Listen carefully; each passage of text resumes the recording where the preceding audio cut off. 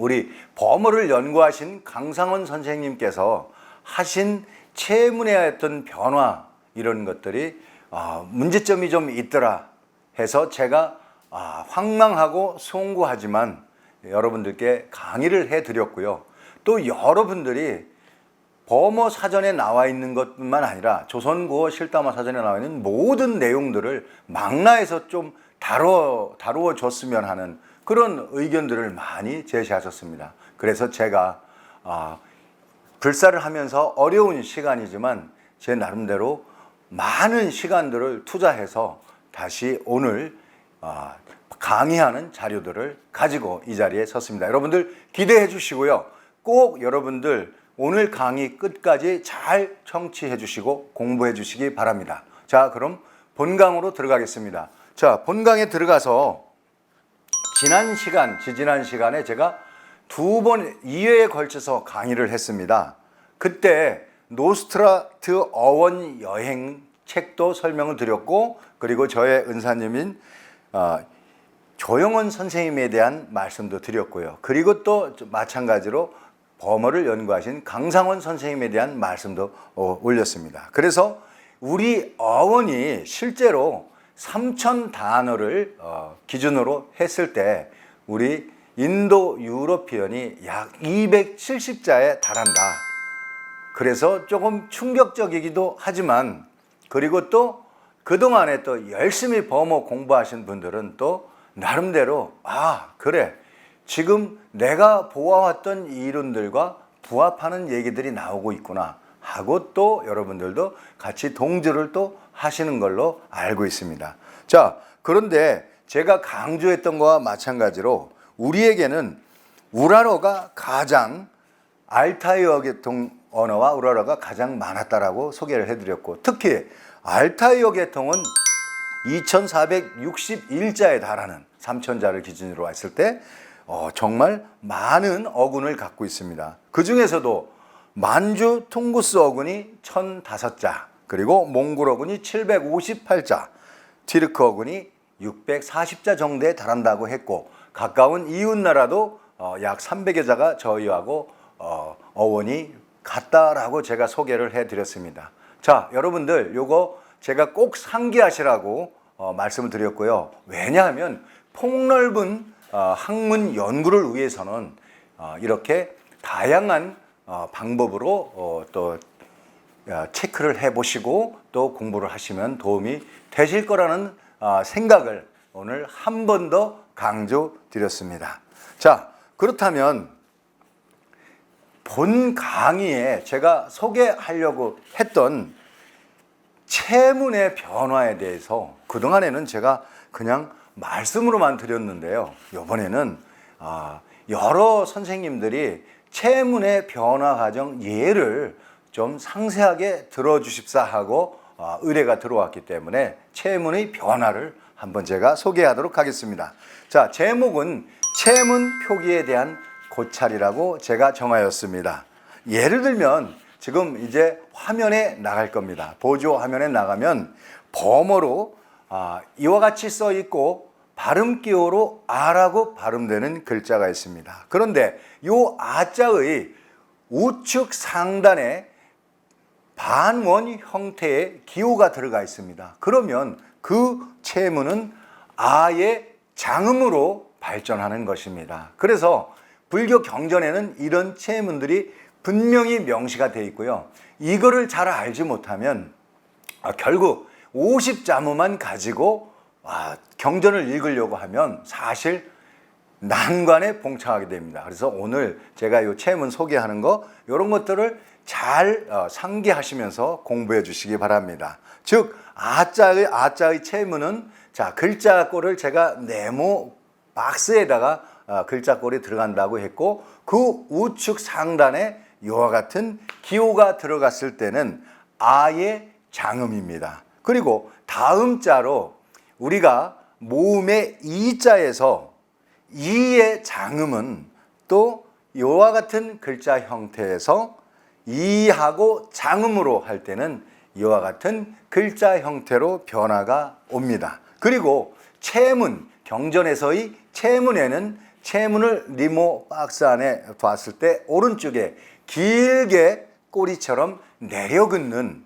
이러한 채문의 내용이 바로 이를 길게 하는 장음의 형태라고 할 수 있습니다. 자, 그리고 우리가 카라고 하는 단어가 지금 세 번째 화면에 올라가고 있습니다. 카는 마찬가지로 장음 표시를 우측에 하게 되면 카는 키로 변합니다.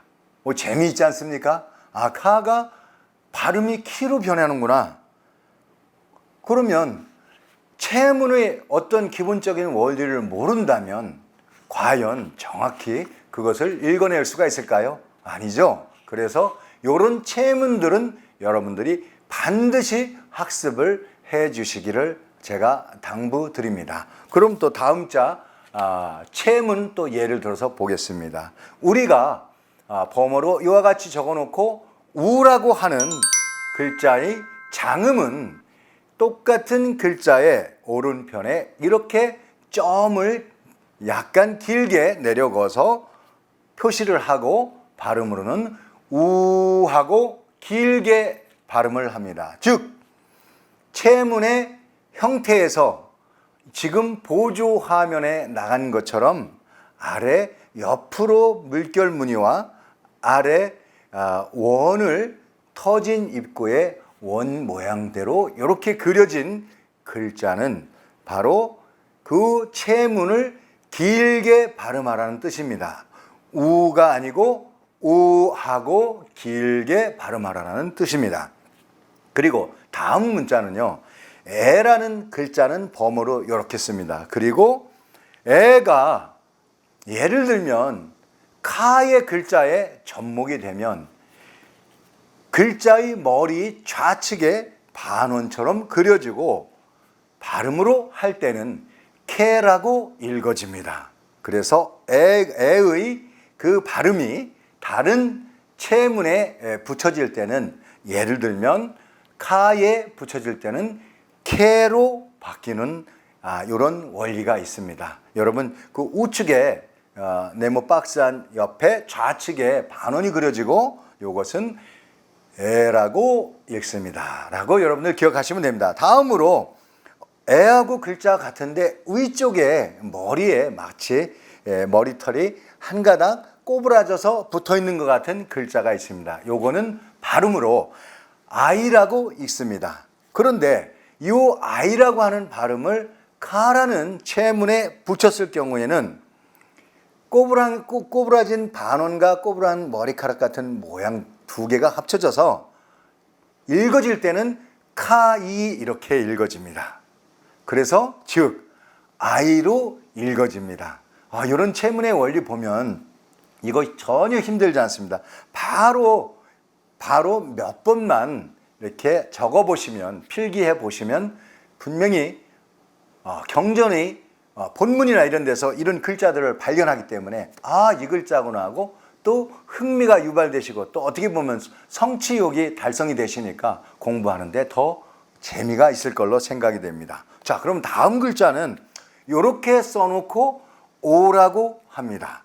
오는 장음으로 우로 표시하는 그 모양새하고 글자가 비슷합니다. 그러나 위쪽의 머리가 좌측으로 더 꼬부러져 들어오고 더 두껍게 그려지는 차이가 있습니다. 자, 오는 이렇게 쓰여지고요. 우가 아우로 발음이 될 때는 우자의 우측변에 꼬리가 붙습니다. 보조 화면에서 보시면서 이렇게 하시면 되고요. 그리고 오는 또 채문에서는 박스의 좌우측에 반원 형태의 문자가 그려져 들어갑니다. 이것이 바로 오라고 발음이 됩니다. 자, 이렇게 오라고 발음된 것을 채문에 직접 또 적용시켜 보면요. 카를 좌측 우측에 이와 같은 반원형의 글자꼴을 붙여주면 카가 코로 변합니다. 그래서 카가 오 발음이 합쳐져서 코하고 발음이 됩니다. 또한 머리에 원형이 글자가 하나가 더 붙었을 때는 아우라고 발음이 됩니다. 그래서 카의 체문과 아우가 합쳐져서 카우하고 발음이 됩니다. 요 체문은 네모박스의 좌측에는 두 개의 원형 글자체가 쓰여지고 우측에 다시 반원형의 글자체가 붙여지며 이것은 아우라고 읽습니다. 자, 여러분 이렇게 체문이 바뀌는데요. 요 글자들은 다소 생소할 수도 있죠. 그렇지만 다음 제가 소개하는 요 글자는 여러분들 보시고 아 하고 바로 저 글자였구나 하고 이해를 하실 겁니다. 자, 아는 체문의 위쪽에 점을 찍어서 아라고 표현을 합니다. 그런데 사찰에 가면요, 사찰의 합각부, 지붕의 합각부에 보면 이러한 글자를 보실 때가 있습니다. 체문이 쓰여지고 위에 초승달처럼 그려지고 그 위에 점이 찍어지는 이런 글자는 AM, 암이라고 읽습니다. 그래서 경전에서 옴만이 반매움, 암만이 반매움 이런 글자의 체문에 이러한 형태의 글자가 쓰여진다는 걸 여러분들 많이 보실 겁니다. 자, 그렇다면 이렇게 암이라는 이런 우문의 원리가 카의 체문에 붙어지면 어떻게 발음이 되겠습니까? 네, 그렇습니다. 카의 AM이 붙으니까 캄하고 발음이 되어지고 체문의 형태는 네모 위에 초승달 모양의 문자가 쓰여지고 그 위에 점이 하나 붙어 있습니다. 이것은 여러분들 주변에 사찰에 가보시면 이런 글자를 쉽게 발견하실 수 있습니다. 그러면 그 글자 보시고요. 혹시 같이 가거나 일행들이 있을 때는 저게 체문의 변화에 의해서 저건 암으로 읽어. 그리고 저건 체문의 변화에 의해서 옴으로 읽어. 위에 저러한 초승달 모양과 점은 AM으로 발음이 된다. 암으로 발음이 된다라고 여러분께서 또 소개를 해주시면 좋을 것 같습니다. 자, 이렇게 체문에 의해서 그 체문과 옆에 장음 표기나 혹은 발음 기호를 표기하는 이런 규칙적인 내용들이 적용이 되어졌을 때 바로 경전에서 우리가 볼 수 있는 그런 문구들이 적용이 되는 겁니다. 네, 체문 제가 이렇게 설명을 드렸는데 여러분들 이해가 잘 되셨나요? 이 체문만 여러분 잘 습득하셔도요, 앞으로 범어 연구하시는데 많은 도움이 될 겁니다. 제가 이렇게 예를 들어 놓은 것은 특히 우리 강상원 선생님의 범어 대사전과 쉽게 비교하면서 어떤 것이 옳고 그른가를 여러분들이 판단하시기를 제가 권유드리면서 제가 그래서 체문을 이렇게 소개해 드렸던 것입니다. 자, 다음 시간에도 또 한번 제가 체문에 대한 얘기들을 조금 더 정리를 해서 많은 또 예를 들어 드리고요. 오늘은 제가 기본적인 것만 드렸죠. 여러분들도 그동안에 한번 체문이 이런 거구나 하고 찾아보시고요. 그리고 다음 제가 또 강의 드릴 때는 이 체문에 대한 예를 조금 더 폭넓게 여러분들께 소개해 드리도록 하겠습니다. 자, 체문 열심히 한번 공부해 보시고요. 그리고 또 다음 주에 강상원 선생님과의 그 단어의 차이점, 체문의 차이점, 어떤 해석이 되었던가 이런 것들에 대한 기대를 가져주시고 다음 주에도 여러분들 열심히 제 강의 들어주시기를 부탁드리겠습니다. 여러분 감사합니다. 지금까지 세종 2도의 눈물 김허균이었습니다. 감사합니다.